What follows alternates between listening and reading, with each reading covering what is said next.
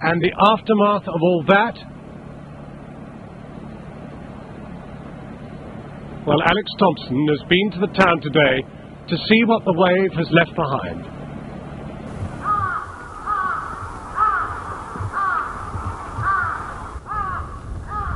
The port of Kesennuma this afternoon.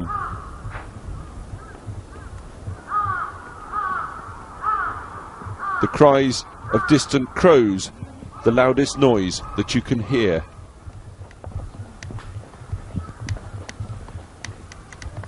The town's giant tuna fishing fleet, stranded where the ebbing tsunami had left them, all over this town. People are coming back here. They can't quite take it in.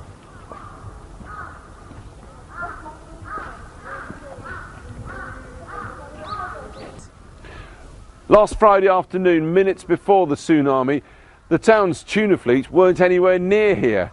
They were at anchor right out in the bay.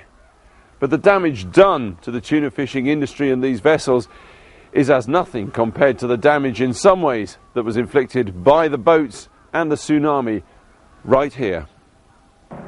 Suddenly there's a man running through the rubble looking for his lost father. Then we find his dad. It's his house. Here. His house? Where? There's just a puddle. But it turns out this was his house. And what was this? What was this? My house. Yasuo Matsumoto, a businessman, looks like he's been crying for several days. He won't forget last Friday. All at once, this wave just came towards us. I've never seen anything like it. From down low, like this, you couldn't outrun it. It must have been terrifying. Quite terrifying. You felt your time had come.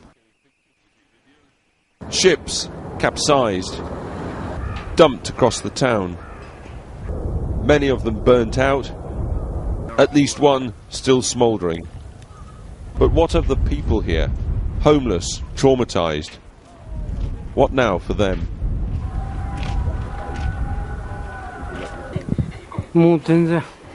I can't think about that now.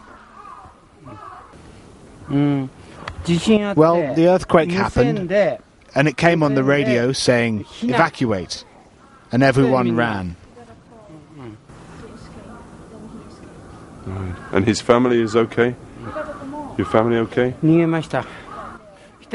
But the ones who didn't bother to go, they're all missing. How many people? So many. Hundreds. Thousands.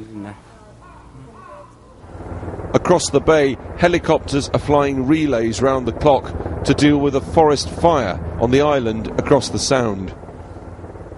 The quakes ruptured every fuel tank for miles here, starting intense fires, including this one now spreading across this island.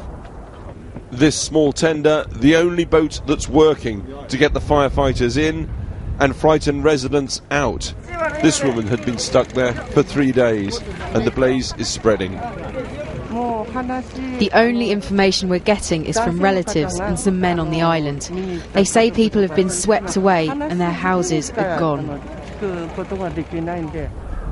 While some towns are obliterated along this coast, here it's an entire port, an entire sector of industry simply taken out.